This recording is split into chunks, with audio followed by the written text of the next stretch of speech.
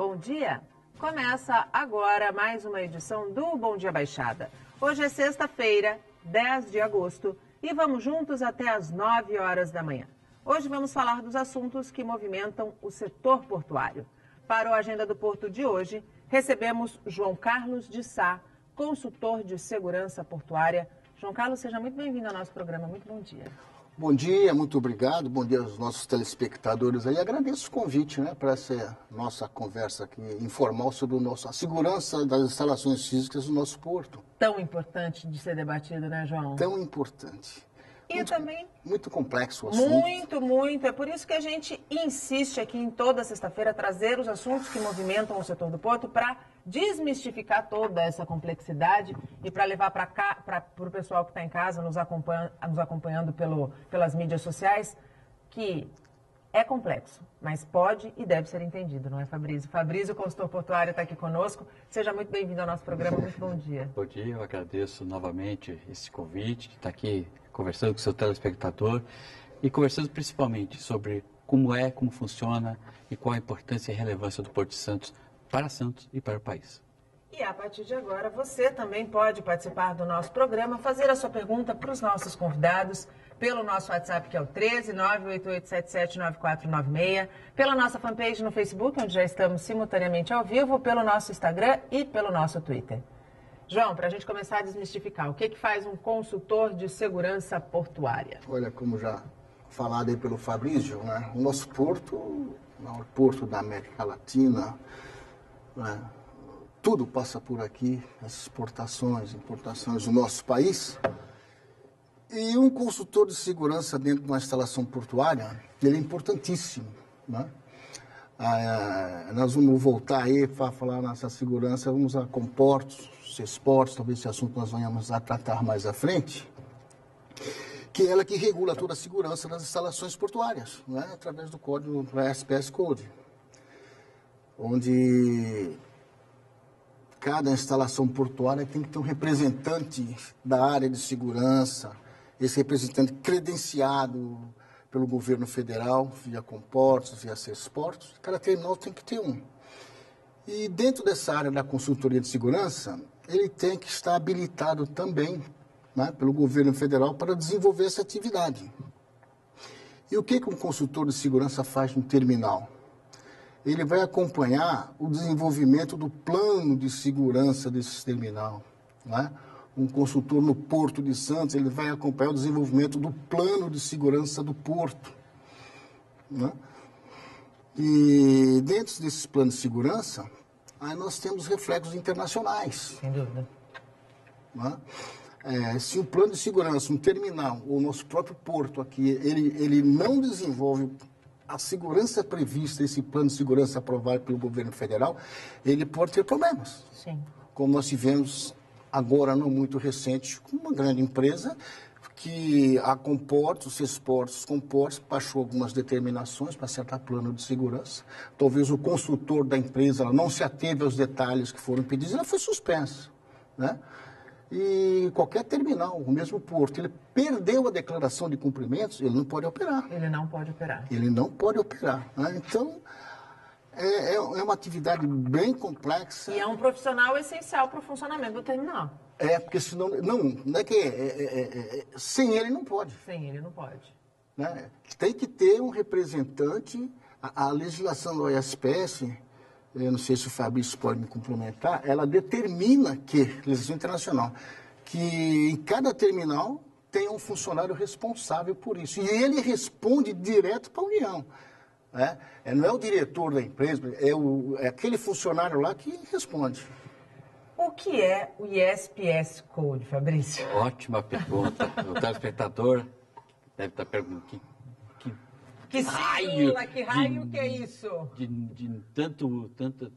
tantas letras. É o seguinte, todo mundo sabe do evento de 2001, quando houve o ataque às Torres Gêmeas. Naquele momento, Estados Unidos, principalmente Estados Unidos, lidera uma campanha de maximizar a segurança em portos e aeroportos, que são as fronteiras, entradas e saídas dos países. Através e por meio de organismos internacionais, foram feitos alguns pactos, algumas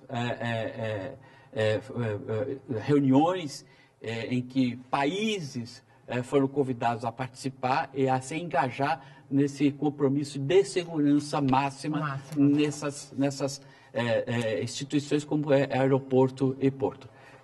Em 2003 surge o SPS Code, atrás da IMO, salvo engano, né? Que é um organismo internacional e que determina um protocolo de segurança nos portos.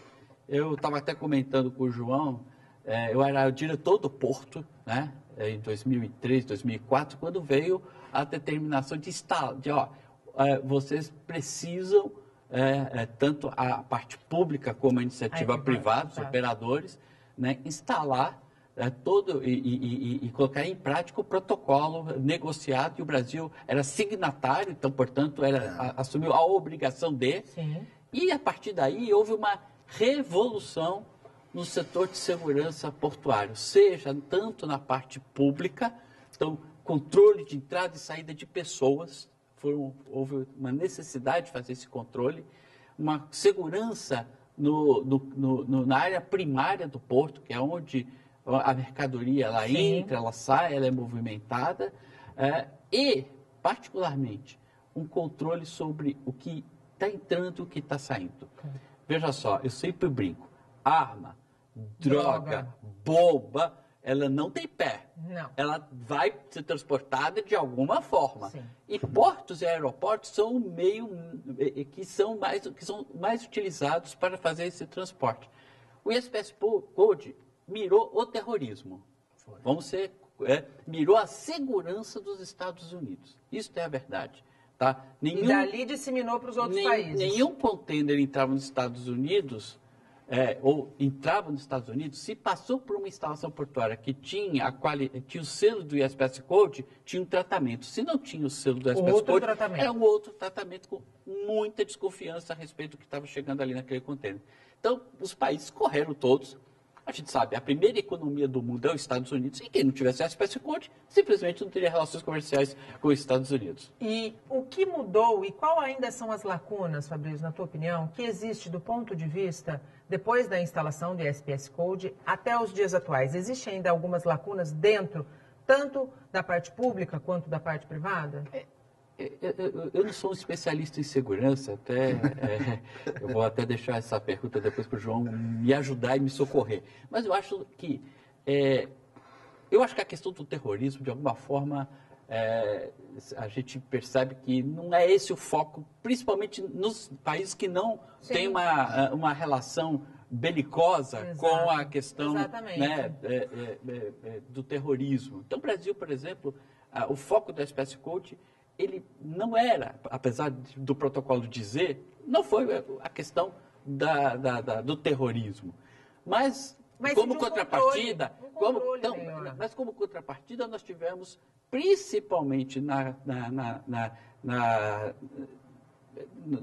questão de armas e de drogas, ele teve um efeito importantíssimo. Não é à toa. No porto. Não é à toa. Que as operações e que as apreensões têm crescido em volume absurdo, né? Agora, da mesma forma que acontece na segurança pública, em que para cada ação que os setores de inteligência fazem para coibir o tráfico de drogas e de armas, né, os traficantes dão um jeito para driblar. A mesma coisa acontece no porto. Então, o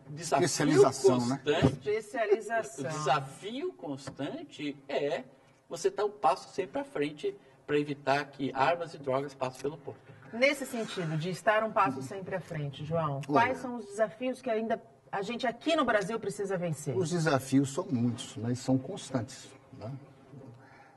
Porque a evolução é muito rápida do pessoal.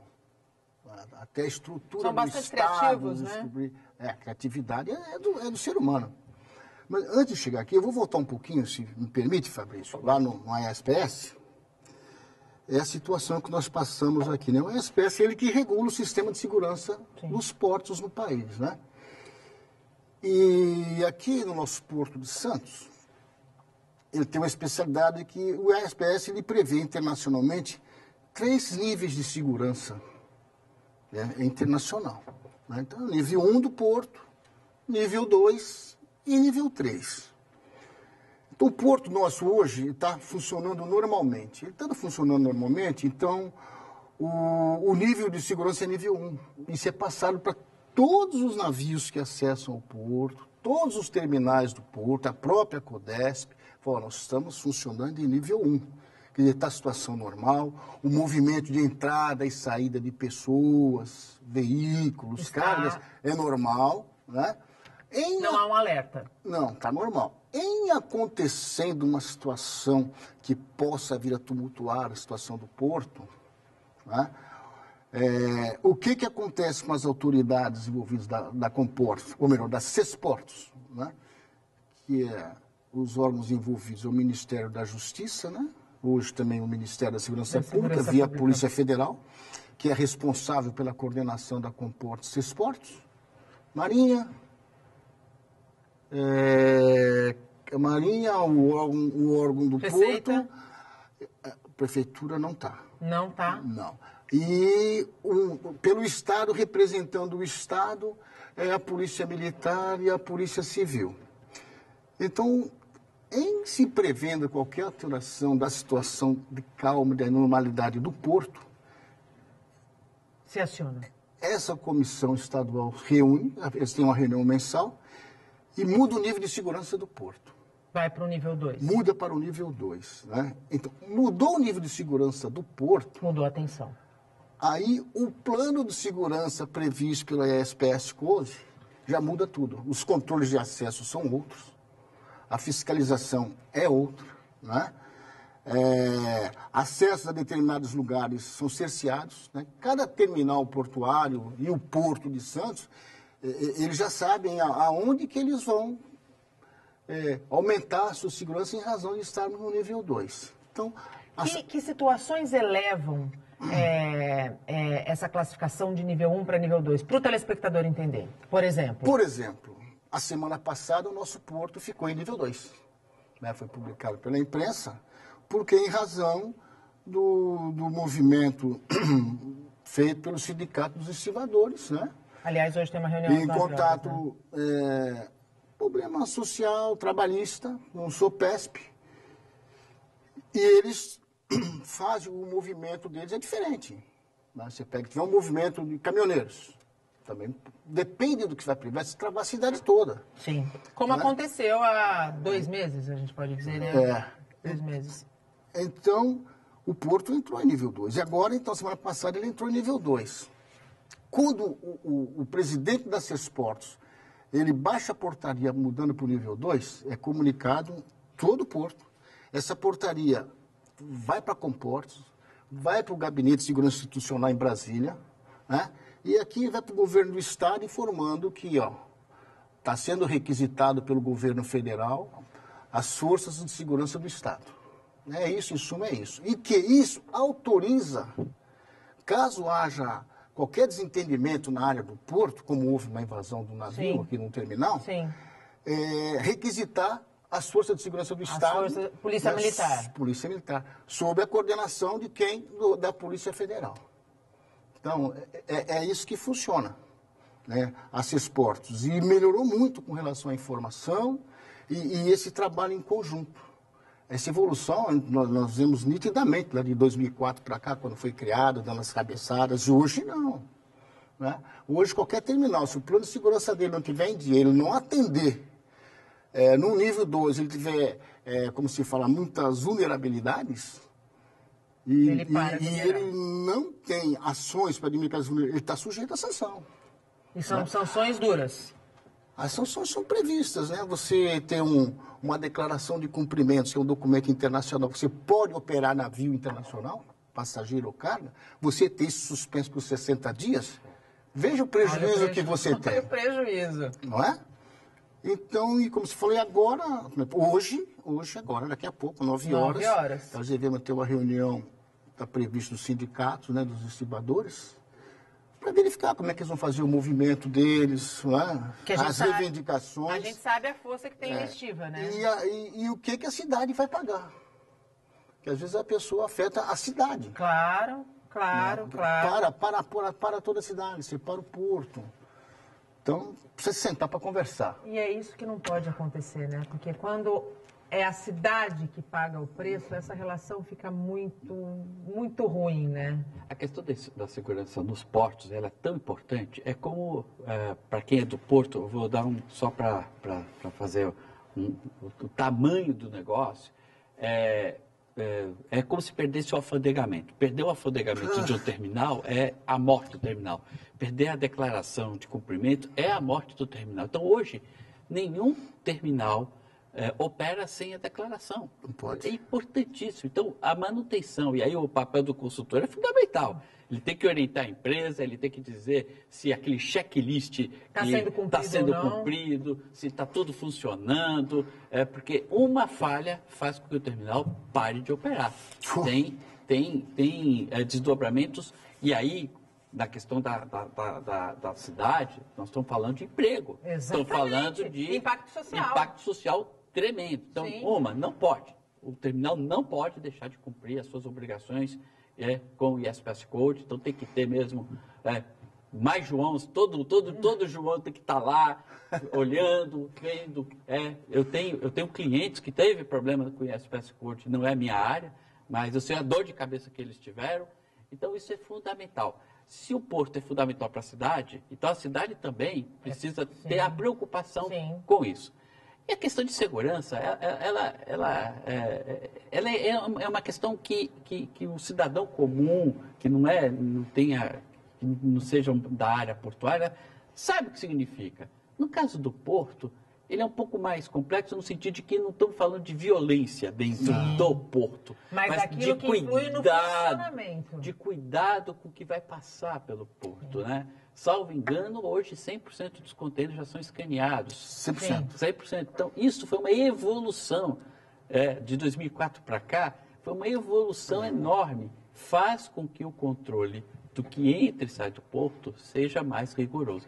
E é essa a finalidade da segurança do ISPS Code, é controlar, saber o que está entrando e saindo numa fronteira importante que é o Porto de Santos. A tecnologia é certamente uma grande aliada quando a gente fala em segurança portuária. O Fabrício falou agora do escaneamento, mas as instalações portuárias como um todo, de 2004 para cá, eles evoluíram muito. Não é? Na parte assim, dos investimentos, nos assuntos ligados à segurança portuária, por determinação do governo federal, né? E por eles mesmos. Né? Os scanners, uma boa parte dessas drogas apreendidas foram detectadas por scanner. Sim. Né? O sistema de vídeo monitoramento, nós temos terminais, a própria União via Codeste, com equipamentos sofisticadíssimos de visão. A semana passada, quando foi? Segunda? Terça? Semana agora. Você pegou droga sendo içada de uma lancha. Sim. Né? Semana... Como que aconteceu? Exato. Bola de cristal? Não, sistema CFTV. À noite, não é? Então, por exemplo, os terminais aqui na ponta da praia, lá na margem direita, Esquerda. margem esquerda, o canal do porto, ele é tudo patrulhado. Eles se conversam entre eles diariamente. Né? Depende do navio que esteja operando de um lado, do outro, eles se conversam para um fiscalizar o outro, monitorando. E o que está se aproximando. E essa interação é fundamental. É real, isso é importantíssimo, né? Essa interação e essa integração, porque a gente fala assim, empresarialmente falando, a parte comercial, eu acho que não se concordaria, né? Porque são concorrentes. Sim. Quer não são concorrentes, né? Cada um quer prestar o seu melhor serviço para o seu armador, ninguém quer mostrar o que ele tem. Né? Mas quando se fala na segurança do porto, é o interesse comum, é o interesse de todos. Né? Então se conversam, se trocam informações, né? E se alimentam os órgãos de segurança. Né? Portos, a delegacia do porto, que está inserida lá dentro do porto, da Polícia Federal, o NEPOM, né? Guardas portuárias. E essa informação é constante, isso é importantíssimo. Isso é importantíssimo. O Bom Dia Baixada vai para um rápido intervalo. Na volta a gente continua falando um pouquinho mais de tecnologia em prol da segurança do Porto de Santos. Não sai daí, até já. O Bom Dia Baixada está de volta e auditores fiscais que atuam na liberação de contêineres no Porto de Santos vão retomar a greve na próxima segunda-feira. Os auditores retomaram a greve no início do mês. O movimento, que já durava 1 ano, chegou a ser suspenso. Mas este auditor explica que a greve continua por tempo indeterminado. O motivo é o não cumprimento de um acordo já assinado pelo presidente Michel Temer, que concede à categoria um benefício de produtividade. Nós estamos retomando a greve a partir da segunda-feira, por causa desse entrave que não se soluciona. Segundo o sindicato, apenas os serviços considerados essenciais estão mantidos, como a liberação de medicamentos, insumos hospitalares e também animais vivos. Com a paralisação, até 4.000 contêineres por dia sofrem atraso na liberação no Porto de Santos. O presidente do Sindicato dos Despachantes Aduaneiros diz que a categoria já começa a sentir os reflexos negativos e que a economia também vai ser impactada. O contêiner parado no porto, além do importador não receber sua mercadoria, não poder colocar ela para venda, ela tem um aumento da armazenagem desse contêiner, porque a área de terminais são áreas nobres, áreas caras, e o aluguel do contêiner, o demurrage do contêiner, como nós chamamos. A cada 7 dias, ou melhor, depois de 7 dias, ele tem um custo, em média, de $100 por dia. Fabrício, na ponta final da cadeia, a gente vai pagar, né? É o consumidor, não tenho a menor dúvida, o cidadão que todos esses atrasos, o contêiner que fica no porto não é liberado, tudo isso é custo, e custo é repassado para preço. Então quem paga o preço final é a sociedade, seja na forma de consumo, seja na forma de não investimento, porque tem insumos também, claro, estamos falando de insumos. Né? Então, assim, é uma cadeia em que você vai, no final dela, alguém vai pagar essa conta. Parece que esse acordo está distante do fim, né? Porque não é uma paralisação que começou ontem, muito pelo contrário, já durava 9 meses. E o que fico mais assim, aborrecido com tudo isso, a gente que vive porto, transpira porto, tá na atividade portuária, a gente sabe da importância, a gente está falando aqui bastante de segurança, a Receita Federal ela é fundamental no processo de segurança do porto. Né? A Receita Federal, ela dita a velocidade com que as mercadorias entram e saem. Não só ela, mas ela é fundamental nessa velocidade. Quando tem essas paralisações, todo mundo perde. Eu não quero entrar aqui na seara se o debate trabalhista entre os auditores e o governo, e a Receita e a Secretaria da Receita, né? Eu não vou entrar nesse debate porque eu nem tenho elementos para isso. Só que eles são uma categoria essencial. Sim. Do Estado. Sim. O Estado precisa deles. E a sociedade os mantém. Eu não sei até quando a gente vai ficar refém dessas corporações. E que a sociedade, que não tem nada a ver com isso, mas tem tudo a ver porque é ela que paga, acaba sendo a mais prejudicada em função desses movimentos paredistas. E a gente ainda, falando em movimento, a gente tem que pensar naquilo que o João colocou. Se a estiva parar, a gente tem um grande problema no Porto de Santos. Temos que parar o movimento do país, né?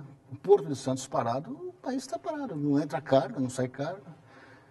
Porque algumas atividades dentro do navio, dentro do porto, a lei garante que é específica dele. A tripulação do navio não pode executar aquilo. Tem legislação que protege o serviço, não é?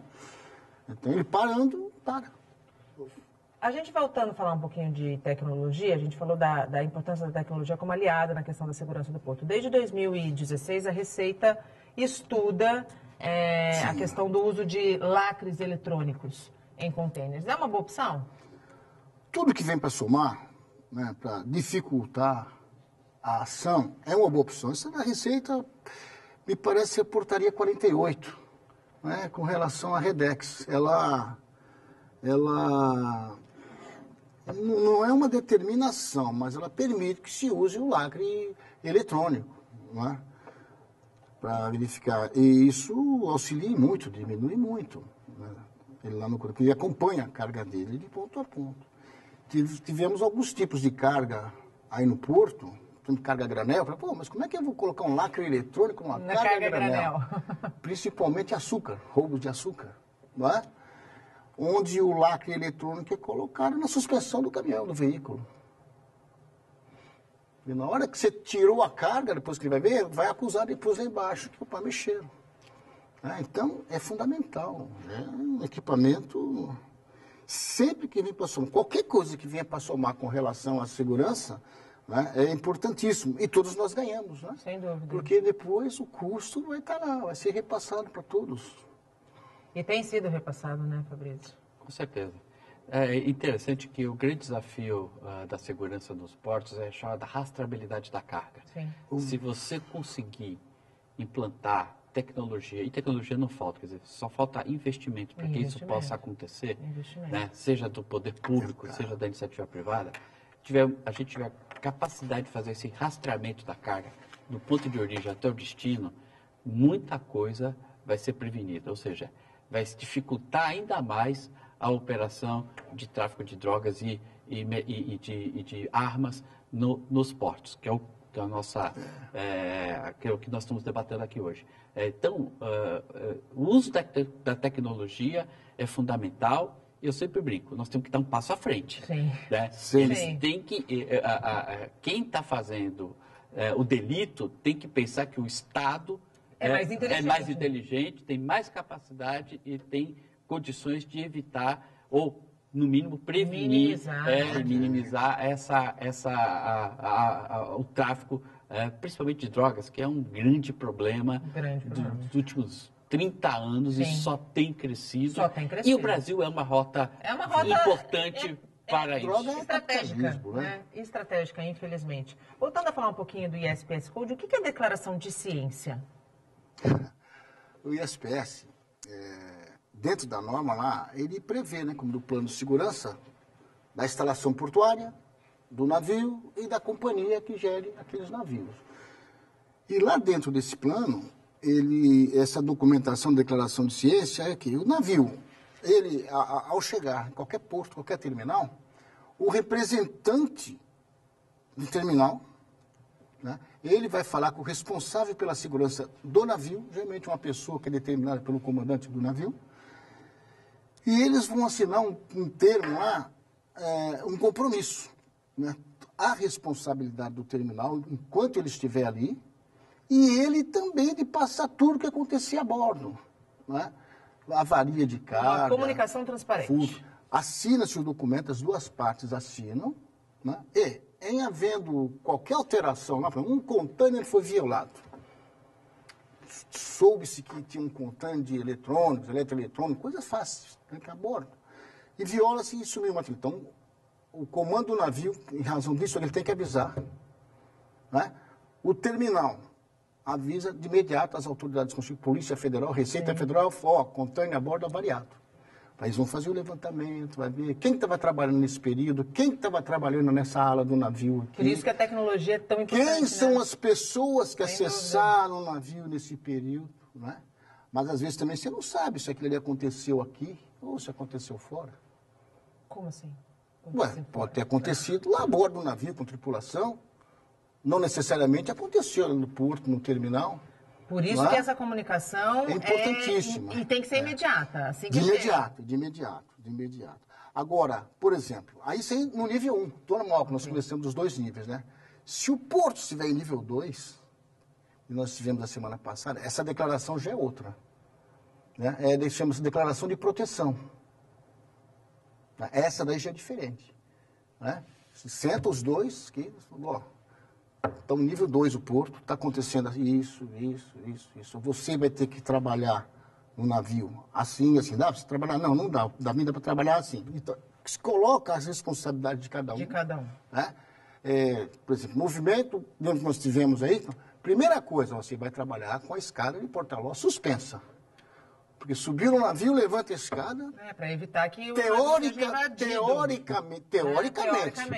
ninguém vai acessar. Praticamente dá. Você vem por mar, corda, joga, puxa. Né? Teoricamente. Então, são algumas providências que ambas as partes vão tomar essa declaração de cumprimentos. Existem piratas no nosso mar? Pela legislação, não. Piratas fora das áreas das 200 milhas, no mar territorial. Nosso mar territorial, nossa legislação, ela não existe esse termo pirata. Tem ladrão. Né? Acontece tem assalto a navio. Tem roubo, pode ter roubo. Assalto a navio não tem tido mais, acabou faz uns... Nós tínhamos uns roubos a navios aqui na nossa barra aqui, a questão dos 10, 15 anos atrás, agora nós não temos mais, né? tivemos aqui na região uns roubos de lanchas, né? Iates do pessoal, geralmente aqui na área da Bertioga, nos canais lá dentro. Foi pirata, não. Crime de segurança pública, roubo. Né? Agora no Porto não temos tido. Temos ações de bandidos dentro do Porto, que é por causa da droga. Né? Isso temos. Quando foi ano passado, teve um confronto aí que morreram 4 pessoas. Sim. Por causa de droga. Né? E como é que se sabe? Inteligência, informação, né? Informante. O concorrente fala, meu concorrente tem droga naquele lugar lá, leva lá. Então, essas informações são passadas, os órgãos analisam e se estruturam essas operações. Dentro de tudo que a gente está falando, e especialmente no investimento da tecnologia, vocês acreditam que é possível cessar o tráfico de drogas no Porto de Santos, fazer com que o Porto deixe de ser essa rota tão estratégica? Eu acho muito difícil isso acontecer, né? Lamentavelmente, eu acho que nós estamos jogando gelo. Essa questão das drogas aqui não é um debate apenas portuário, é um debate né, da sociedade. O João, que já foi da segurança pública, sabe melhor que eu. Eu tenho uma posição muito clara sobre isso. Eu acho que nós estamos jogando gelo. O Estado investe uma grana pesada que poderia ter ido em saúde, educação e está na segurança pública, e a sensação cada vez é maior de que isso não é suficiente, que a sociedade está cada vez mais vulnerável. Se a maior potência militar e econômica do mundo não consegue fazer isso, que é os Estados Unidos, sem dúvida, imagina o Brasil, gente. Então, infelizmente, a pergunta que você está falando só tem uma resposta, é não. Vai continuar sendo, nós temos que criar dificuldade, nós temos pensar à frente, dar um passo na frente, usar tecnologia, ter gente competente nas áreas portuárias cuidando da segurança, mas, infelizmente, enquanto houver consumo de droga, haverá tráfico de droga. Infelizmente, funciona dessa forma. E tem outro problema também, que é a nossa legislação, né? Sim. A nossa legislação. A legislação nossa tem que ter uma alteração, não só droga, mas no geral. Em nível geral, né? Porque a sensação de impunidade é muito grande. Muito grande. Né? A lei permite você fazer muitas coisas e N recursos, né? E não vai levar. E o Porto aqui, a gente vê, está no final lá. Tem que ver lá a origem, como ela chegou, como ela veio. Não foi produzida aqui. Ela foi colocada, né? Como você bem disse, não tem pernas e não tem braços, não caminha, entendeu? E a droga é capitalismo, é dinheiro. É cash, dinheiro vivo e muito dinheiro. Então, é o comércio. Enquanto tiver consumo, haverá tráfico. Essa é uma constatação triste, por isso que é importante que a segurança, no nosso caso que a gente está discutindo aqui, Porto, seja sempre reforçada e tenha sempre a tecnologia como sua aliada. O Bom Dia Baixada vai para mais um rápido intervalo, a gente volta em instantes, não saia daí, até já. Estamos de volta e chegamos ao último bloco do nosso programa. O Dia dos Pais vai ser comemorado no próximo domingo.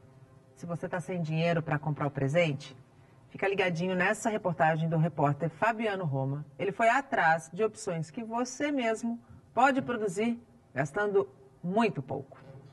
Dia dos Pais está chegando. Você ainda não comprou presente e às vezes não está muito afim de ir para shopping, sair de loja em loja, está meio sem dinheiro, ou então você simplesmente quer fazer uma coisa com as suas próprias mãos para dar um presente personalizado aí para o papai. Eu vou falar aqui com a Andréia. Andréia, e o melhor disso tudo é material reciclável, não é isso? Sim, sim, o que a gente tem em casa mesmo. A ideia é usar o que está de fácil acesso. E você aqui vai usar que material? Eu vou usar a caixinha longa-vida e retalho de tecido.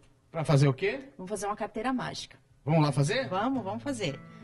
Olha, a gente vai precisar de 4 peças iguais de 7 por 10,5. 4 pedaços de cortes iguais, tá vendo? Aí eu vou precisar de 4 retalhos que tenham uma sobra do lado. E esses retalhos podem ser uma manga de camisa, perna de calça jeans, pode ser o que tiver em casa, preferencialmente de algodão. E nós vamos forrar as 4 peças dessa forma. Passa a cola na parte prateada, espalha a cola com o pincel.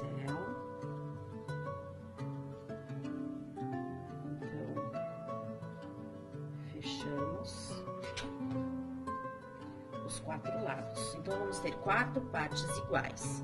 Aqui eu fiz um bolsinho só com tecido, que na verdade o que eu fiz? Eu cortei um pedaço de tecido, fiz um acabamentozinho, e aí a gente coloca, eu vou usar a parte azul marinho, que essa parte aqui vai ficar para fora, né? Para poder colocar cartão de banco, documento. Só que o documento dá para deixar dentro também. Mas o bolsinho é opcional, né? O bolsinho é opcional, isso. É para dar aquele charme na carteira, né?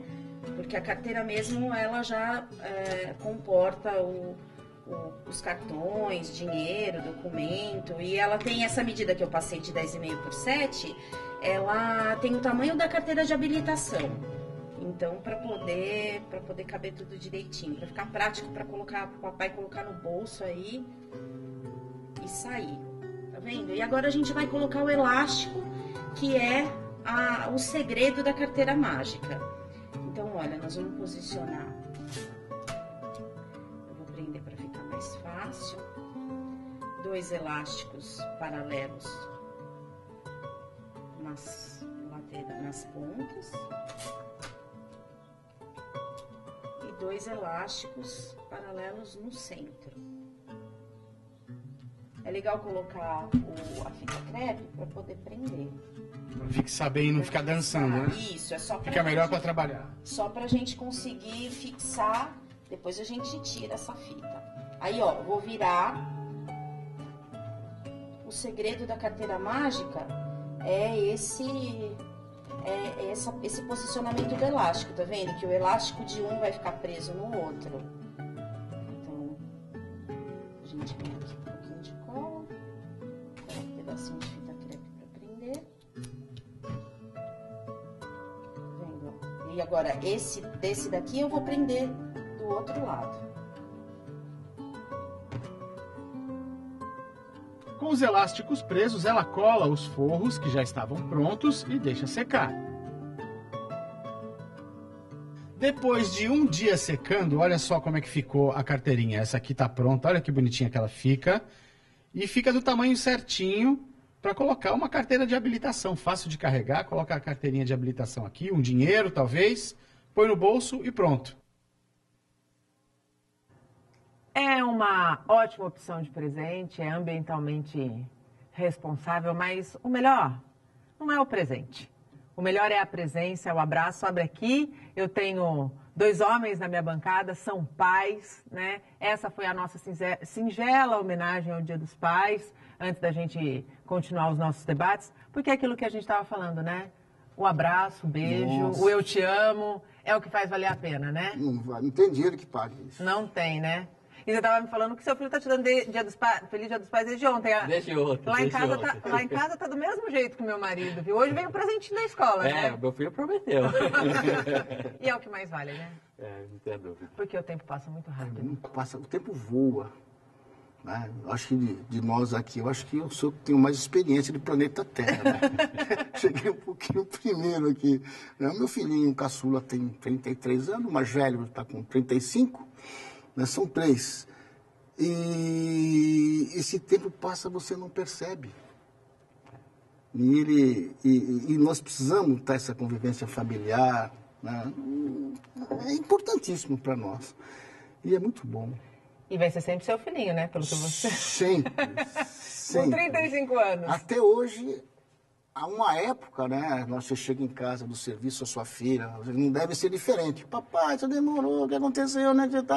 Me leva nas costas, me leva de cavalinho, não é?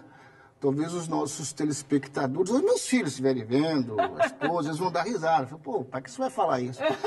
E eu sempre andei com eles na rua, nas costas, no braço. Eu chego em casa, ando de cavalinho, em casa, à noite, cansado, fanha, dá uma voltinha assim em torno de uma mesa de centro. Agora, hoje não. Se eu chegar na minha casa hoje, pode estar na hora, lá tudo. Ô, quero andar de cavalinho, eu subo nas costinhas dele, dou uma volta comigo. A gente inverte os papéis, sem dúvida nenhuma. E é um carinho, aceita-se, né? E é tão gostoso. Eu sei que se eu não fizer isso, eles vão achar ruim. É, claro, sem dúvida nenhuma. O que está acontecendo que o pai não fez nada com a gente? Tem alguma coisa estranha. Mas é o que vale, é o amor. Essa fica selada aqui a nossa homenagem a todos os pais no próximo domingo. Agora a gente retoma os nossos debates. A gente ainda tem 9 minutos. A gente estava falando no intervalo que nós falamos do ISPS Code do nível 1 e do nível 2. Mas tem o nível 3, né? Tem o nível 3, né? O que é o nível 3? O nível 3, eu não vi ele ser baixado portaria de nível 3 no nosso país. O que acontece com o nível 3? As competências, né? O nível 1 é o nível normal. O nível 2, qualquer normalidade que aconteça, que possa afetar a vida do porto, e o responsável pela Sesportos, ele avalia que ele vai precisar de mais ação, então ele baixa o nível 2 para ter mais meios para trabalhar disponíveis e poder até cobrar mais dos outros órgãos do Estado, né? Estado que eu falo, União. E a competência da Sesportos, baixar a portaria de nível 2. Já a portaria de nível 3, só o Gabinete de Segurança Institucional da Presidência da República pode baixar. Em que situações? Né? É uma situação gravíssima acontecendo no país, né, numa determinada área, porque baixando o nível 3, os controles de acesso são bem restritos para a operação, para tudo, são bem restritos os controles. Né? Se nós tivermos, por exemplo, uma situação de um ato de terrorismo, que nós não temos aqui, mas uma coisa muito baixa, nível 3, cessa-se tudo. Ainda bem, né? Espero que a gente nunca precise baixar o nível 3 no nosso país, até porque a gente não tem esse perfil, né? Graças a Deus. Temos. A gente tem muitos problemas, mas esse é um dos que a gente pode enfrentar uma guerra civil, né? Não declarada e silenciosa, mas o terrorismo ainda, graças a Deus, não nos ameaça. Exatamente, ainda. Mas nós ficamos preocupados, né? Nós tivemos ações aqui nos nossos vizinhos, né? Sim. Ações, temos da Argentina aqui do lado, coisas e quando há uns tempos atrás nós tivemos algumas preocupações aqui na nossa região. Eu falo, aquele 15, 20 anos, nós temos uma mesquita aqui. Sim. Não é? E aquela época circulou na área de informações que poderia haver algum atentado. Mas não houve nada, né? Não houve nada, como nós não tivemos nada aqui em Internet. Muito relacionado à questão do ataque das Torres Gêmeas, né? Certamente. A grande paranoia de segurança com relação ao terrorismo pertence, sim, aos Estados Unidos. Aos Estados Unidos, eles, e não é gratuito, eles que têm que dizer para o mundo por que eles são o alvo, né? Nós temos aqui uma capacidade de interlocução e nossa importância estratégica do ponto de vista militar também é relativizada. Então, seja pela característica do povo brasileiro, seja pela importância geoeconômica e militar do país, eu acho que a gente precisa se preocupar com drogas, com as drogas que passam pelo porto. Tá? Com relação a isso, a gente é campeão. Até porque a gente sabe que o tráfico de drogas movimenta um outro tipo de mercado. Exatamente. Né? Muito sério e muito destrutivo. Né? Acaba, né? Ele destrói a família. Falando um pouquinho sobre o TCU, eu queria aproveitar, a gente está quase chegando ao fim do programa. O relatório do TCU apontou que a eficiência portuária não acompanha a movimentação portuária. Entre os problemas estariam gargalos identificados como acessos hidroviários, terrestres, além da burocracia. Alguma novidade, Fabrício? Nenhuma. Eu já tive o privilégio de participar de debates aqui com você, em que a gente falava, por exemplo, que a dragagem, que é um dos pontos abordados pelo TCU como falhos, precisa ser repensado. O modelo que existe aí já mostrou ineficiente. Precisa ser colocado algo novo. Né? Inclusive o Porto de Santos, o Sindicato dos Operadores, o SOPESP, ele propôs uma alternativa muito inteligente, muito mais eficiente, em que a iniciativa privada assume a gestão dos investimentos, no mínimo de manutenção do calado, manutenção da profundidade, para que o porto não tenha restrições na navegação, como a gente sempre tem. São notícias, dia sim, dia não, você tem esse tipo de notícia.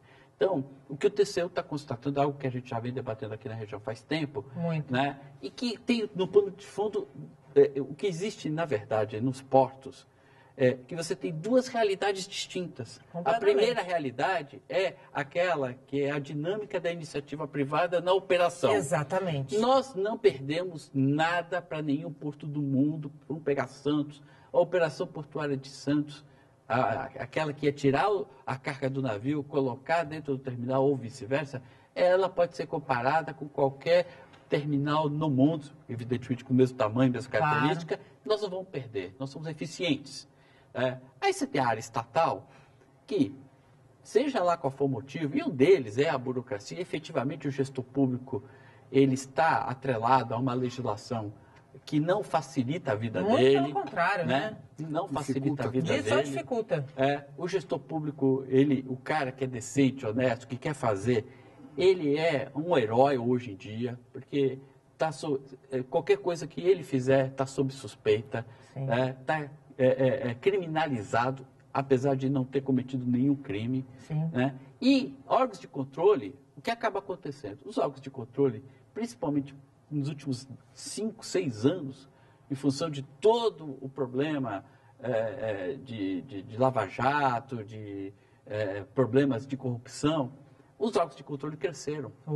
Cresceram e aí hoje começa a extrapolar as suas funções, certo? O Tribunal de Contas é para cuidar das contas, é para cuidar, para saber se o gestor público está dando prejuízo ou não. Hoje, eles estão se arvorando a dar diretrizes e políticas públicas, que não é o papel de um Tribunal de Contas.